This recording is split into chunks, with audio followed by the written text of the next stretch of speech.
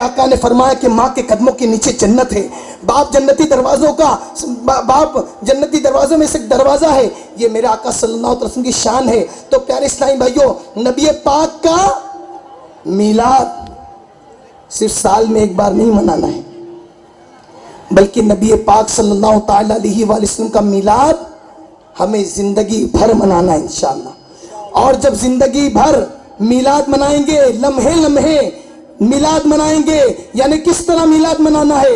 اللہ تبارک و تعالیٰ عز و جل قرآن پاک میں ارشاد فرماتا ہے لَقَدْ كَانَ لَكُمْ فِي رَسُولِ اللَّهِ أُسْوَةٌ حَسَنَةٌ، کہ بے شک اپنے تمہارے محبوب صلی اللہ تعالی علیہ وآلہ وسلم کی حسنہ، ان اسوت حسنہ تمہارے لیے ضروری ہے۔ میرے آقا صلی اللہ تعالی وسلم کی نقش قدم پر چلنا ہمارے لیے ضروری ہے۔ میرے آقا نے جو ارشاد فرمایا، کہ میرے آقا نے جو کہا اس پر عمل کرنا یہ ہماری ذمہ داری ہے۔ میرے آقا نے جن کاموں سے منع کر دیا اس کاموں سے منع کر ہو جانا یہ ہماری ذمہ داری ہے۔ میرے آقا نے سود سے منع کیا، ارے باز آ جاؤ سود سے۔ میرے آقا نے نماز کو اپنی محبت قرار دیا کہ نماز میں میرے آنکھوں کی ٹھنڈک ہے۔ پیارے اسلامی بھائیوں، سچے دل سے توبہ کیجئے اور ہر وقت ہر گھڑی اس بات کا اعلان کرتے رہیے کہ میں بھی نمازی ہوں، میرا گھر بھی نمازی ہے، اور میں انشاءاللہ عز و جل نمازی بنانے کے لیے پوری کوشش کروں گا۔ اور الحمدللہ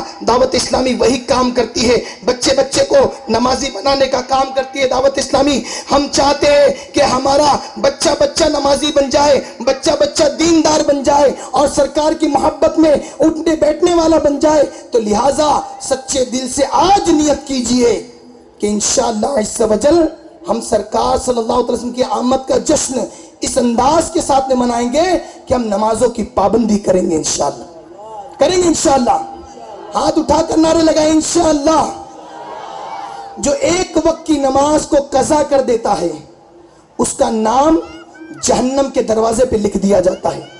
تو ایک وقت کی نماز قضا نہیں کرنا ہے، اپنے مسلمان بھائیوں سے کینہ نہیں رکھنا ہے، اور ساتھ ہی ساتھ سچ کا ساتھ دینا ہے، سچی بات کہنا ہے، حق بات پر قائم رہنا ہے۔ پیارے اسلامی بھائیوں، اور جب دنیا میں اس انداز کے ساتھ اپنی زندگی کو گزارو گے اور حرام کاموں سے بچو گے، جھوٹ سے بچو گے، چگلی سے بچو گے، وعدہ خلافی سے بچو گے، اور رمضان مبارک کے روزے رکھیں گے، تو انشاءاللہ عز و جل کیا ہوگا؟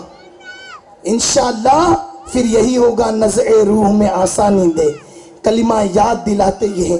میرے آقا کرم فرمائیں گے، اور موت کے وقت میرے آقا سرہانے آئیں گے اور ہمیں کلمہ یاد دلائیں گے انشاءاللہ۔ تو کلمہ اگر یاد دلانے میرے آقا آئیں گے تو پیارے اسلام شیطان نہیں آئے گا اس وقت۔ اور یہ یاد رکھیے، کتابوں میں لکھا ہے کہ جب موت کا وقت آتا ہے تو شیطان ایمان چھیننے کے لیے آ جاتا ہے۔ تو دنیا میں جتنا درود پاک پڑھو گے انشاءاللہ عز و جل آپ کا دل اتنا روشن ہوگا۔ اور آج نماز کا دل نہیں کہہ رہا ہے نا، درود پاک کی کثرت کرو، استغفار کی کثرت کرو، یہ دل تمہیں آواز دے گا چلو اذان ہو گئی ہے نماز پڑھنے چلتے ہیں۔ یہ دل آواز دے گا کہ ہمیں برائی سے بچنا ہے، برے کاموں سے بچنا ہے، تو دل آواز دے گا۔ تو لہٰذا آج نیت کیجئے انشاءاللہ سرکار کا میلاد روز منائیں گے، اور 1200 مرتبہ روز درود پاک پڑھیں گے انشاءاللہ۔ نیت کرتے ہیں، کون کون نیت کرتا ہے؟ درود پاک پڑھیں گے انشاءاللہ۔ ایک وقت کا تعین ہو، آپ کی چائے کا ٹائم فکس ہے، دوستوں سے ملاقات کا ٹائم فکس ہے، کھانا کھانے کا ٹائم فکس ہے، اور جو دیگر کام کا ٹائم فکس ہے۔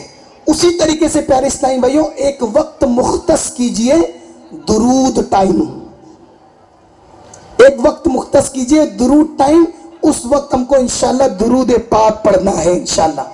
اور جب درود پاک پڑھتے رہیں گے پڑھتے رہیں گے پڑھتے رہیں گے، اور جب قبر میں جائیں گے اور میرے آقا صلی اللہ علیہ وسلم کا چہرہ دکھایا جائے گا، اس وقت میرے آقا کا جب چہرہ دکھایا جائے گا تو میرے آقا کے چہرے کی برکت سے ہماری قبر روشن ہو جائے گی انشاءاللہ، کیونکہ میرے آقا ہمیں پہچانیں گے، اور میرے آقا صلی اللہ علیہ وسلم ہمیں پہچان کر ہم ان سے کہیں گے کہ یہی میرے وہ آقا ہے جن کے نام پر میں دنیا میں درود پاک پڑھا کرتا تھا۔ اور کیا ہوگا؟ قبر میں لہرائیں گے تا حشر چشمے نور کے۔ کیا ہوگا؟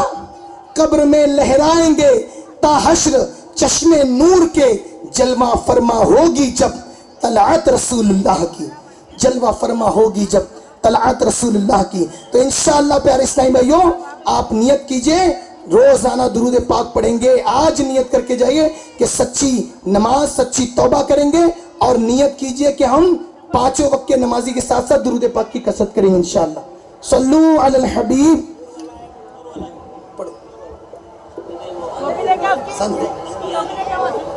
نور والا آیا